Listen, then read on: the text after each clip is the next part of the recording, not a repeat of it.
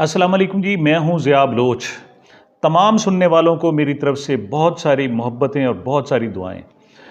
सामीन, आज बड़ा जिक्र किया जा रहा है, बल्कि शोर डाला जा रहा है जनाब कि इमरान खान साहब को बड़ा रिलीफ मुहैया कर दिया गया, बहुत ज़बरदस्त जनाब। कि यहाँ तक कि जज साहब ने कहा है जी कि उनकी जो दीवार है, उनका जो जो उनका सेल है, उसकी एक दीवार तोड़कर उनको वॉकिंग एरिया जनाब प्रोवाइड कर दिया जाए। ये असल मामला क्या है, इस पर थोड़ी सी बात करते हैं। बात कुछ इससे है कि आज साइफर केस की जनाब समाअत थी और मैंने पहले आपको केस की कुछ डिटेल्स भी बताई हैं कि किस तरीके से खान साहब को जनाब एक जंगले में खड़ा किया गया, फिर वकला ने एहतजाज किया, फिर उन्हें कमरे में ले आए और वहाँ आकर खान साहब से जज साहब ने पूछा, खान साहब से पूछा कि ये बताएं कि आपको मुझ पर एतमाद है। तो खान साहब ने कहा जी मुझे निज़ाम इंसाफ और तुम्हारे निज़ाम अदल पर ही एतमाद नहीं रहा, अब मेरा एतमाद ख़त्म हो चुका है। अच्छा, तो उन्होंने कहा नहीं जी खान साहब, नहीं नहीं, मैं आपको जनाब इंसाफ मुहैया करूँगा। यहाँ पर एक जुमला था जो ख़ास तौर पर मैंने आज आपको कोट करना है और आप लिख लें। खान साहब के अल्फाज थे, आप तो खुद कैदी जज हैं, आप मुझे क्या इंसाफ मुहैया करेंगे? आप तो खुद कैदी हैं, आप मुझे कहाँ से इंसाफ प्रोवाइड करेंगे? मेरा ख्याल में इससे ज़्यादा रियलिस्टिक जुमला शायद नहीं हो सकता। और खान साहब को एहसास है कि कौन किस मामले में किस कैद में जकड़ा हुआ है, कौन कौन से उसे मसाइल दरपेश हैं। यही वजह है कि खान साहब बहुत ज़्यादा एक्सपेक्टेशन रखते ही नहीं हैं। एक्सपेक्टेशन रखने लग जाएं तो फिर उनको पता, फिर तकलीफ भी होगी, दुख भी होगा, उन्हें परेशानी भी होगी कि जब उनसे तवक्को होगी कि जज साहब इंसाफ देंगे और इंसाफ नहीं दे सकेंगे, फिर उन्हें भी तकलीफ होगी और जज साहब पर भी गुस्सा होगा या कुछ और होगा। उन्हें पता है कि जज खुद मजबूर हैं, लिहाजा उन्होंने ये बात कही। अच्छा खैर, जो उन्होंने जनाब फ़र्द जुर्म आयद करने के लिए 17 जनाब अक्टूबर की टाइम रखा और उन्हें मुकदमे के चालान की नकूल दे दी। खान साहब ने साइन नहीं किए उस पर भी बड़ी लहदय होती रही है, इस पर बात मैं कर चुका हूँ। उसके बाद जनाब जज साहब ने, जज अबू अल हसनात मोहम्मद जुल्कुरनैन साहब ने सरप्राइज़ विज़िट किया, क्योंकि उसी जेल में तो समाअत हो रही थी। एक कमरे से निकल के उन्होंने कहा जी चलो मुझे खान साहब के कमरे में ले चलो। अब जब खान साहब के कमरे में जनाब उस सेल में ले गए तो वो इतना छोटा था कि वहाँ नमाज़ पढ़ना मुश्किल हो रहा है, नमाज तक नहीं पढ़ी जा सकती। तो ऐसे में जनाब खान साहब से उन्होंने कहा खान साहब वाकई आपका सेल बहुत छोटा है और इसमें वॉकिंग तो डिस्टेंस एरिया है ही नहीं, तो आपके लिए मैं क्या कर सकता हूँ? तो खान साहब ने एक जुमला फिर कहा, उन्होंने कहा जी मैं आपसे जेल मैनुअल से बाहर कोई चीज़ नहीं मांगता। जो जेल मैनुअल में है, जो मेरा राइट है, कैदी को जो हकूक दिए जा सकते हैं वो कम से कम मुझे दिए हैं। कैदी को हकूक क्या है? उसे सांस लेने की तो आज़ादी होगी ना, नहीं होगी। उसे जनाब बोलने की आज़ादी होगी, वो भी सनब किसी हद तक कर ली जाती है। उसे जनाब एक ख़ास हदूद में वॉक करने की आज़ादी है। और मतलब एक्सरसाइज ये जेल मैनुअल में बेसिक ह्यूमन राइट्स में लिखा हुआ है। उन्होंने कहा जी मैं आपसे वो मांगता हूँ, कोई खैरात नहीं मांगता मैं आपसे, मुझे आप पर एहसान भी नहीं चाहिए, ना एहसान चाहिए ना खैरात चाहिए। जो मुझे आप समझते हैं कि आपका ये कानून जो है ये कहता है कि एक कैदी को कम से कम ये हक मिलना चाहिए, वो मुझे दे दें। अगर आपके ख्याल में ऑक्सीजन की कैदी को ज़रूरत नहीं है और कैदी को ऑक्सीजन नहीं मिलनी चाहिए तो मेरी बंद कर दें, कोई ज़रूरत नहीं है मुझे लेने की। आपका कानून कहता है कि पानी की कैदी को नहीं प्यासा रखना चाहिए और भूख से मार देना चाहिए, आप मुझे भूख से मार दें, कोई बात नहीं। लेकिन अगर ये चीज़ें जेल मैनुअल में, जेल के कवानीन में मौजूद हैं और मेरा हक है तो वो मुझे आप दे दें, ना मुझ पर कोई एहसान करें और ना मुझे कोई खैरात चाहिए, कुछ भी नहीं चाहिए। ये दो बातें उन्होंने वेरी क्लियर कर दी।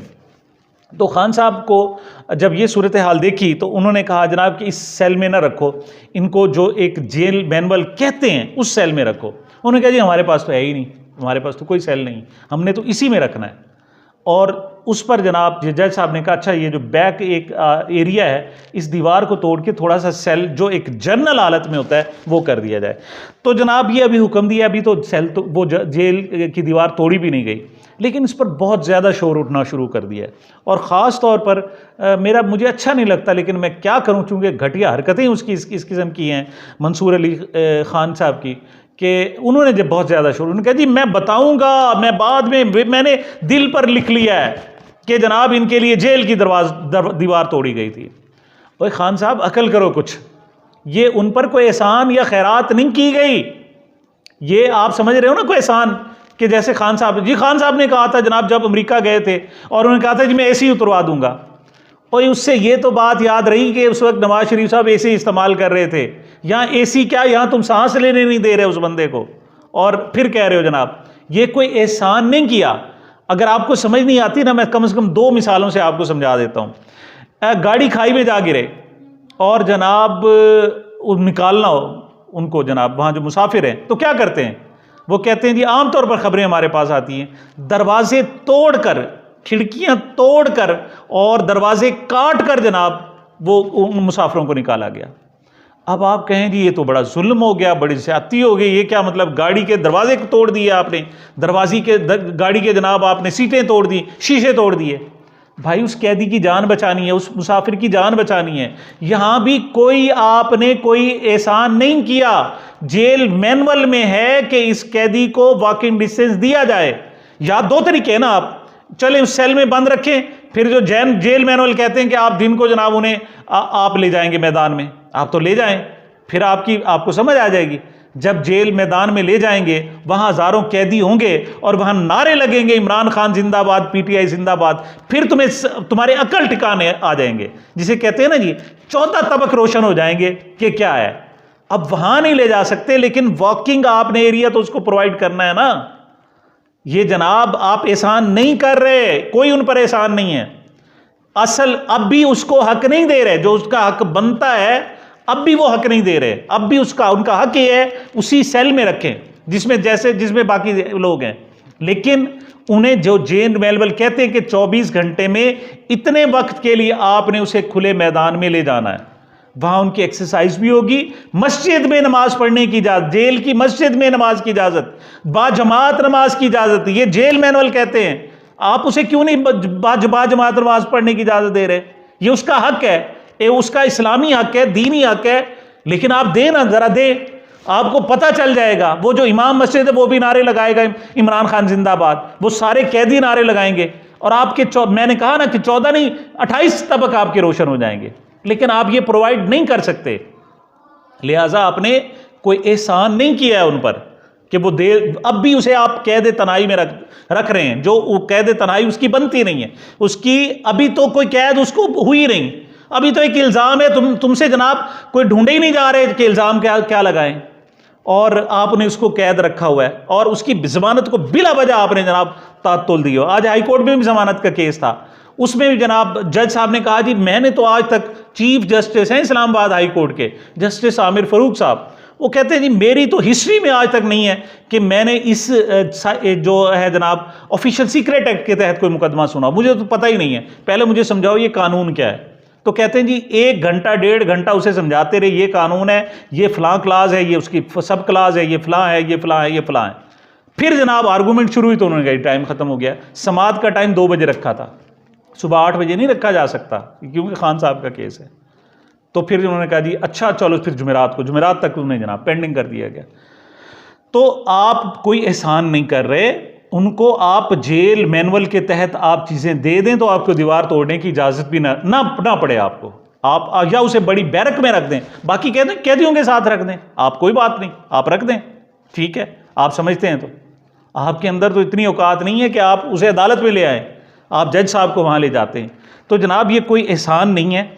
और मंसूर अली खान साहब का एक अपना मसला है कि जब तक वो शोर नहीं करेंगे उस वक्त तक उनको बिल नहीं मिलेगा। असल मसला ये है, उन्होंने जनाब अपने खाते भी तो फिट करने होते हैं ना, तो लिहाजा उनका मसला ये है। और ऐसे ही एक सवाल मुझ पर भी किया गया, मुझे कहते हैं जनाब आप जो इस वक्त बात कर रहे हैं, आप भी तो शायद के बिल के चक्कर में कर रहे होंगे, आप भी साहब ज़रा इस किस्म की उनकी हिमायत कर रहे हैं, एक कैदी की हिमायत कर रहे हैं।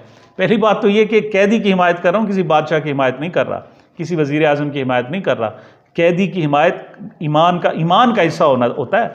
और हजूर अकरम सल्लल्लाहु अलैहि वसल्लम ने फरमाया कि 2 लोगों का ख्याल रखना, 2 लोगों का, अपनी औरतों का और अपने कैदियों का कम से कम बहुत ज़्यादा ख्याल रखना, उसके लिए ख़ास तौर पर ताकीद की गई।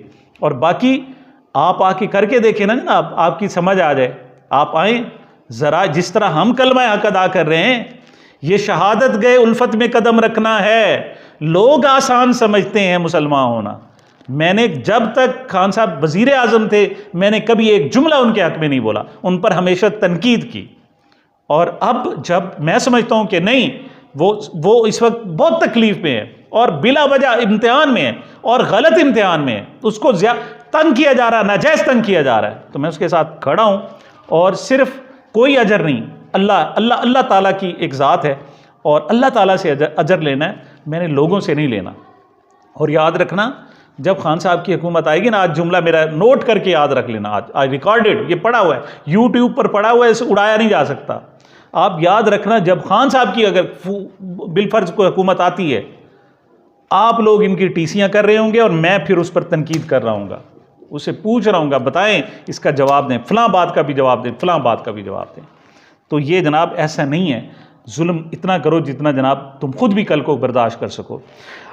उनसे डॉक्टर को मिलने की इजाज़त नहीं दी जा रही। तुम्हारा तो डॉक्टर जनाब जेल में रहता था उनके साथ और उसके बाद हमेशा उसके साथ रहा, तो आज तक इस वक्त 70 दिन होने वाले हैं हमसे, लेकिन आप लोगों ने अब उसके डॉक्टर को उससे मिलने की इजाज़त नहीं दी। तो जनाब ये तो सूरत हाल है। और बाकी खान साहब वाली वही बात कि कैदी, जज जो है वो खुद कैदी है, वो मुझे इंसाफ क्या देगा। आखिरी बात मैं आपको बता दूं जनाब कि ये इम्तिहान के दिन होते हैं और शेर अफजल मरवत, जिनका जनाब जो आज भी उन्होंने साइफर केस में जनाब जाकर आर्गू किया और वो खान साहब के साथ भी रहे, उनसे मुलाकात भी की, वो जनाब जेल में मामलात में और अदालतों में मसरूफ़ थे और पीछे शाम को 4 बजे उनका घर गिरा दिया गया। तो अब तक जो उनकी तफसीलात सामने आई हैं, वो कहते हैं जी मेरी अपनी अराज़ी है, मेरी ख़ुद तामीर करदा है, 2013 यानी आज से 10 साल पहले वो मैंने अपना घर तामीर किया था, लेकिन आज गिरा दिया। कोई नोटिस नहीं दिया, एक सिंपल नोटिस तो होता है ना, कोई वजह बताई जाए, लेकिन जनाब कहते हैं 80-90 जनाब पुलिस वाले और दीगर लोग आए और जनाब उन्होंने बिल्डोज कर दिया मेरे घर। 3 बेडरूम थे, बड़ी टाइलें शाइलें लगाई कि खूबसूरत, मैंने कहते घर बनाया हुआ था और वहाँ फार्म हाउस है, मैंने वहाँ जानवर रखे हुए थे, लेकिन उसको गिरा दिया। कहते हैं जी कोफत तो बहुत हुई, लेकिन फिर मैंने कहा अच्छा जी ये भी मेरी कुर्बानी में हो गई। तो इस किस्म की जब आप ज़्यादतियाँ कर रहे हो ना, जुल्म कर रहे हो, ये तुम्हारी नाकामी, तुम्हारी कमज़ोरी की अलामत है, निशानी है कि अंदर से तुम डरे हुए हो और डरपोक हो तुम, और उसमें ऐसी हरकतें बहरहाल ये कर रहे हो और ये ज़्यादा अरसा नहीं चलेंगी। आखिरी बात एक और मैं कहूँगा फ़र्रुख हबीब साहब के बारे में। मैंने आज से कोई 3 दिन पहले एक व्लॉग किया था और मैंने उसमें कहा था कि एक हमारे PTI के जो एक बड़े अहम रहनुमा हैं, उनके बारे में इत्तला है कि वो शायद दुनिया में नहीं रहे। ये शाहीन सहबाई साहब ने ख़बर दी थी और मैंने नाम नहीं लिया था, लेकिन अब नाम चूँकि सामने आना शुरू हो गए हैं। डॉक्टर शहबाज गिल ने नाम लिया है, ईसा नकवी साहब ने बात की है, उस पर जनाब तारिक मतीन साहब ने बात की है। तो अब फ़र्रुख हबीब साहब कहाँ हैं? आखिरी मरतबा गवादर से उन्हें हिरासत में लिया गया था, जैसे शेख रशीद को, सदाकत अवासी को, उस्मान डार को। तो बाकी जनाब वो कहाँ हैं? उनके बारे में इतलात ये हैं कि शायद वो इस दुनिया में नहीं है। मेरे मुंह में खाक, अल्लाह करे ऐसा ना हो, लेकिन हुकूमत की ज़िम्मेदारी है कि इस पर आकर बात करे और जो क्लैरिटी है वो कम अज़ कम लाजमी दें। और मैंने अल्लामा इकबाल साहब का आपको शेर सुनाया था कि ये शहादत गए उल्फत में कदम रखना है, लोग आसान समझते हैं मुसलमान होना।